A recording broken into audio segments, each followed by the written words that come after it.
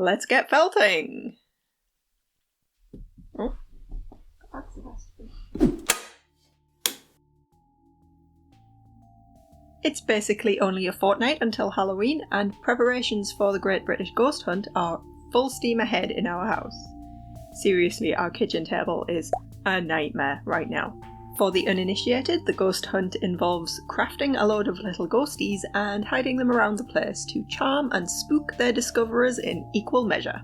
I'm making ghosts in at least 3 different mediums, possibly more if I get time next week. And one of them is needle felting, because I've always wanted to learn needle felting, and what better time to dive into a completely new craft than when you're on a deadline, right? So after the success of my very first attempt, the mighty and fearsome Sebastian, I decided it might be fun to share the process with all of you and see if I can't come up with a varied lineup of terrifying little squishes.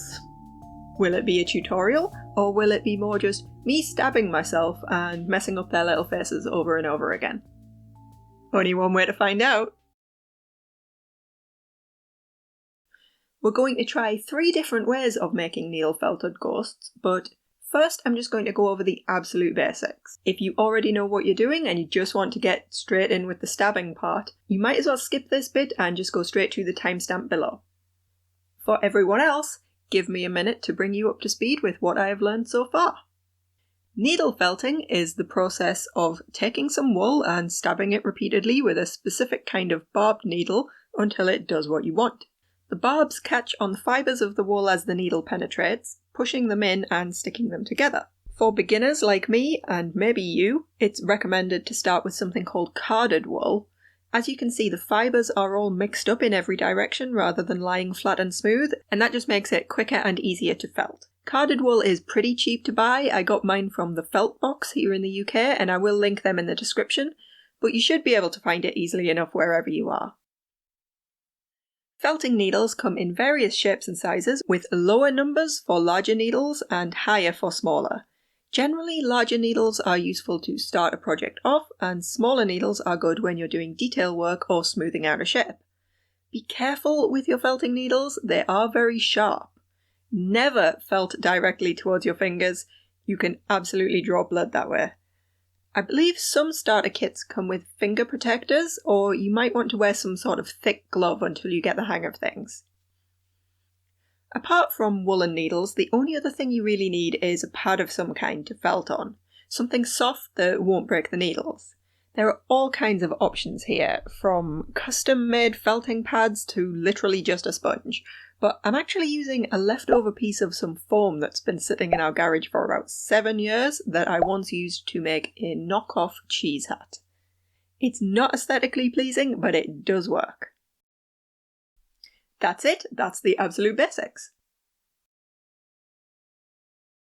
Now, I should probably make a little bit of a disclaimer before we felt anything. You see, I only own 2 sizes of needle right now. I have 32s, which were the biggest I could find, and in hindsight and after further research are technically too big for what I'm trying to do. And I have this random set that doesn't have a specific size on, but just calls them fine. So we are off to a great start with this project, as per usual. On to the first ghost. One thing I've seen in beginner felting videos is that it's possible to use a cookie cutter or similar shape as a guide to create more complex shapes. Basically, you just stuff the cookie cutter with wool and then stab it down until it stays in that shape. Simple, right? But being the sort of person who would rather spend time and effort making something rather than just get dressed and go to the shop, I decided to 3D print my own ghost shapes as guides. Because of course I did.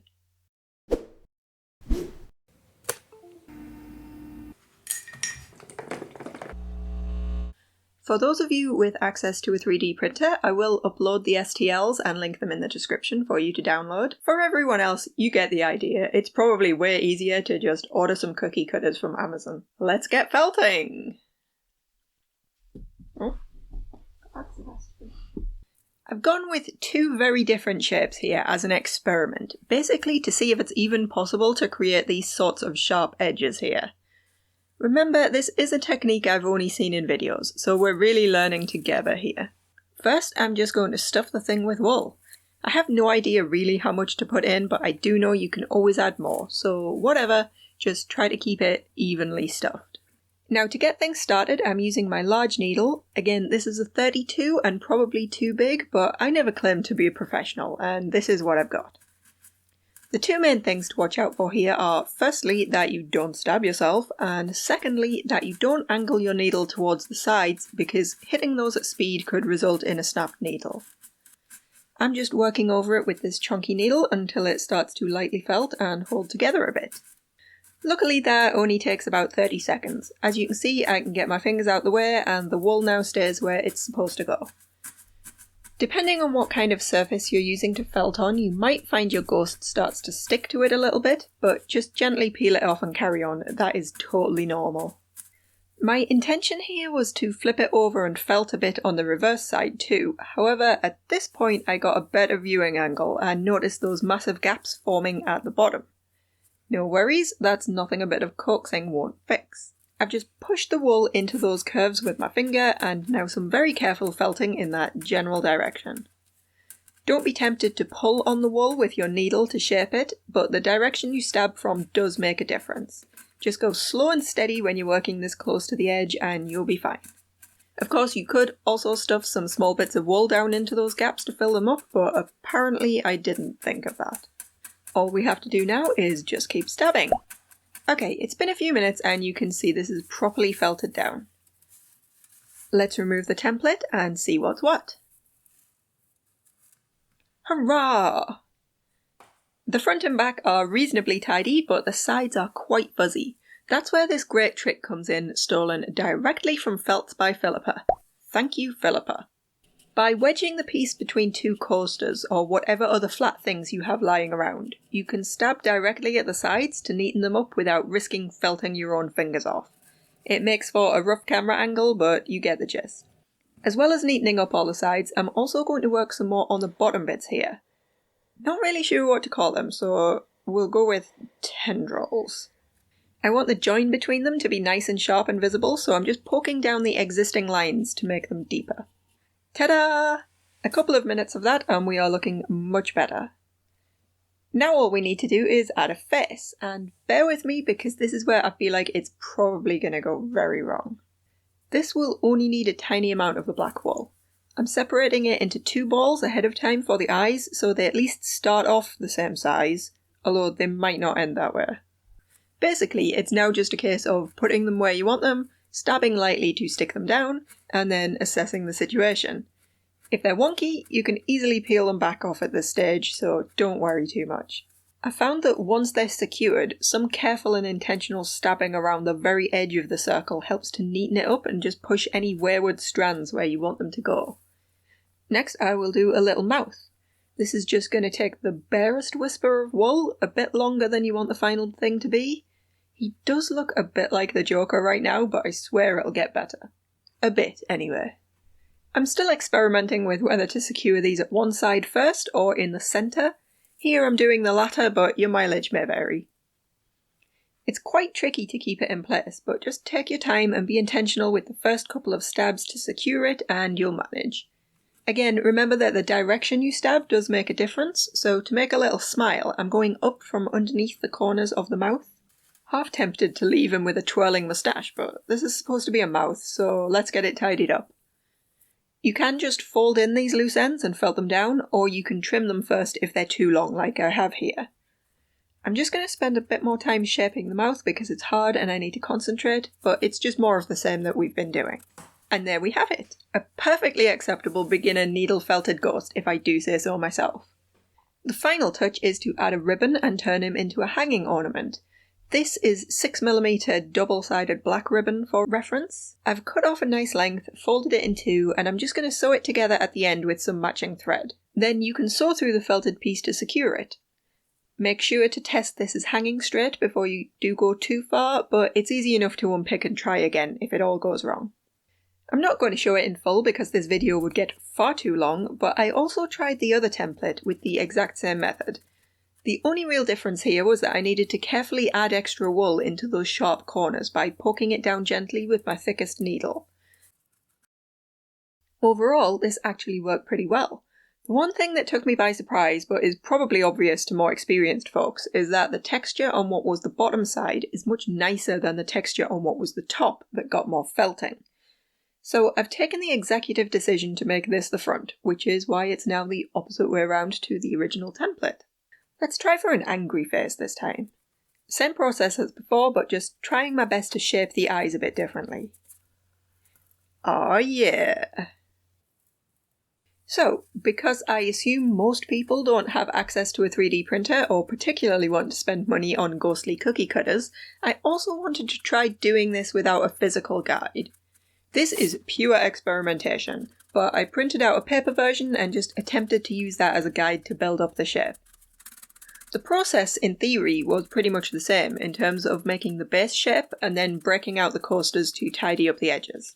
However, that first part was a lot easier said than done. This is not entirely successful. However, I am brand new to felting and was in a bit of a hurry. I'm not sure this method would work as well for shapes with wispy trails like this one, although feel free to give it a try. But definitely for more chunky shapes like this one, it should be fine with a bit more practice. Of course, I totally messed up the face, but that's standard at this point. Alright, for Needle Felted Ghost Method 2, we're going for a version that can stand up on his own. That's right, it's our very own Sebastian. After the very minor success of that first attempt at a paper template, I decided to make myself guides for the other ghosts too, so here's our first one. This page of templates will also be available to download. Check down in the video description for the link. It's really just as a visual reference, but I very much lack artistic ability, so it's nice to have some proportions pre-designed for me. Okay, so we can see that the main bit of his body is a sort of bell shape, and then the little tendrils can be added on top of that. I'm going to grab a bit of polyester toy filling and wrap up a bit of white wool around it to start, but you can use core wool if you have it, or just roll up a ball entirely of your white wool if you want to keep it simple.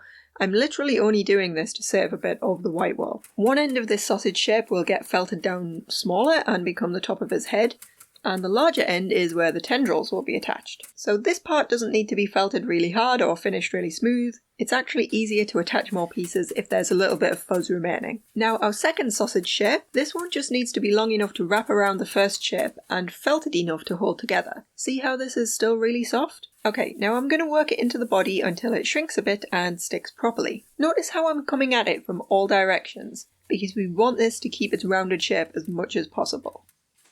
At the top here where it joins on, we want to get it to a nice smooth curved join, so I'm spending a bit of time going over that join from the side and from the top until it's in the shape I want. And then at the bottom, I want a depression in the centre, so I'm just pushing that in with my thumb and then stabbing it to make it stay there. If in doubt, just poke it in the direction you want it to go. Okay, so we have a sort of exaggerated bell shape. Now to make some dividing lines. I'm going for 6 segments here, partially because it's easy to divide a circular shape into 6 sections by eye, but also you don't want a situation where the front silhouette of your ghost just has the rounded head and then 2 big balls underneath. I'm using my fine needle and just creating a thin line going from the edge into the centre. Now it should be pretty easy to eyeball the dividing lines to make 6 segments and make the rest of the lines. I'm bringing them all the way up to almost where we joined the second lot of wool, just to make them nice and visible from the front. There we go, 6 ghosty bits. You might just want to spend a bit of time rounding them out, and you can felt a little bit more where we made the lines to get a nice gradual valley effect going on there. Just make sure it's deepest in the middle where the original line was. Just going to do a circuit and look at each tendril in turn, making sure they are nice and round. A bit of defuzzing with the trusty scissors, and there we have it. From here we can create a face the same way as we did on the previous ghosts, and a hanging loop will be optional on this fella since he does stand on his own. Alright, so we've done a kind of 2D ghost and a more 3D chunky ghost. Now it's time for the big guns. We're doing arms. We're going to start off in a very similar way to the previous ghost with some polyester filling wrapped in white wool. See how I've pinched the open end together? This part can turn into our ghosty tendril, while the round wrapped end at the top becomes the head. I'm just going to continue stabbing everything into roughly the right shape for a while, first with my big needle and then moving on to the fine one. This is half the fun of needle felting as a beginner. You can just sort of wing it and do whatever you want. You can always add more wool to cover a mistake, or take some away, or change direction halfway through a project. Just go for it and have fun. Alright, so the body is looking good. It is time to get fancy and give this lad some limbs. All we need is 2 small sausages, one end felted into a nice round shape and the other left wispy to make it simple to attach. To save me from myself, I've made both at the same time so I can verify they're the same size. Trust me, that's the sort of lesson you learn the hard way. Now I'm checking the reference template next to me for where to position these, but ultimately it's just wherever you think looks best. Hold it in place, get some nice deep stabs in around the joint to secure it, and I've left the fuzz flying for now just until both arms are on and I can be sure they're not wonky. Second arm on and ta-da! Those are looking good to me, so now I'll finish the join by felting in these wispy bits. Hold on to your hats, it's time for another attempt at a face. I'm going to keep it simple this time. 2 small eyes and a round open mouth. One final touch I decided to make here is to bend his little ghost tail around at the back. It's just a more pleasing shape to me. So to do that, I'm just holding it where I want it to go and poking first in the crease where I'd like the bend to be and then also up from the bottom. Literally just takes a few seconds and there we go.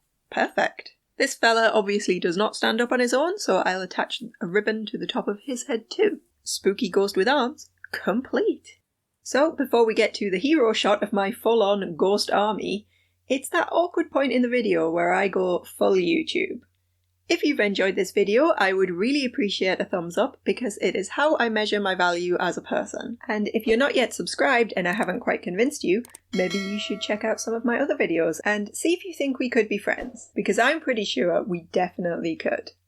Back to the ghost army.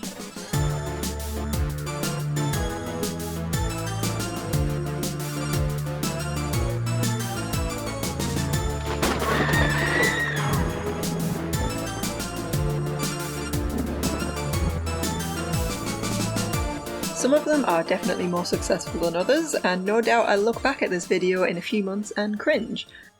Most of these will be packaged up over the coming week and hidden for the ghost hunt, but never fear, Sebastian is staying right here where he belongs.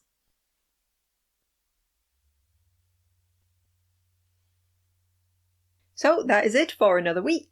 A day off schedule because I'm terrible at schedules, but it's the thought that counts. If needle felting is new to you, I hope you enjoyed learning a little bit more about it. And if you're already an experienced felter, feel free to post comments and reaction videos about how terrible my methods are.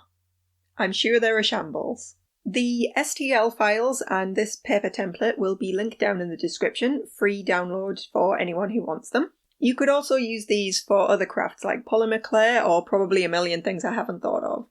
Again, I'm not sure how much use they are, but if you want them, they are there. As always, thank you very much if you watched the whole video. You are the absolute best, and you can tell people I said that, and I don't even care. I will be back next week, although right now I'm not entirely sure what that video is going to be. An exciting surprise for both of us. Regardless, have a brilliant rest of your day. I'll see you next time, and in the meantime, keep making cool stuff. Bye!